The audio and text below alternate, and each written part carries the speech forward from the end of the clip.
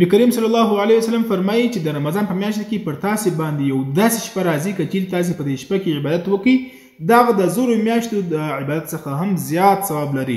زر میاشت کې موږ تاسو حساب ولګو درو اتیا کال راځي، یعنی که چیرې په دې شپه کې یو انسان عبادت وکړي دغه داسې دی لکه دی چې درو اتیا کال څخه هم زیات د الله عبادت وکړي. نو درو اتیا کال خو د چا عمر هم نه دی، نو بیا ولې دغه شپه د لاسه ورکوو؟ ضرور دغه پیغام مخته شیر کړئ، دغه ویډیو ضرور مخته شیر کړئ چې دغه زموږ تاسې ورونو او خویندو ته د دې خبر ورسیږي. او بل حدیث کې رسول الله صلی الله علیه وسلم فرمایي وایي که چیرې څوک د دې شپې د فضیلت څخه محرومه سو، په دې شپه کې عبادت ونه کوي، دا د دنیا د هر خیر څخه محرومه سو، دا د هر خیر څخه دا کس محرومه سولو.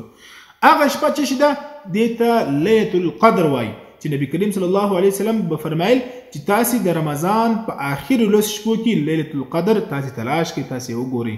لیلة القدر بیا د رمضان په آخرو تاکو شپو کې چې هغه نبی کریم صلی الله علیه وسلم فرمایي چې تاسې وګورئ، یعنی 21م، 22م، 25م او 28م په دې شپو کې ضرور تاسې د الله عبادت وکړئ. زه خو دا وایم چې د آخر لس شپې موږ ضرور د الله په عبادت کې تېرې کړو، په دې آخر لس شپو کې موږ صدقه وکړو، نفلونه وکړو، د قرآن تلاوتونه وکړو. که چیرې چا یو روپۍ صدقه وکړه دا داسې دی لکه درو اتیا کال چې د صدقه کړې وي. که چیرې چا 2 رکعته نفل په دې شپه کې ادا کړل دا داسې دی لکه ده چې درو اتیا کاله نفلونه ادا کړي. که چیرې چا د قرآن تلاوت په دې شپه کې کړی دا داسې دی لکه 1000 میاشتې دی د قرآن تلاوت کوي.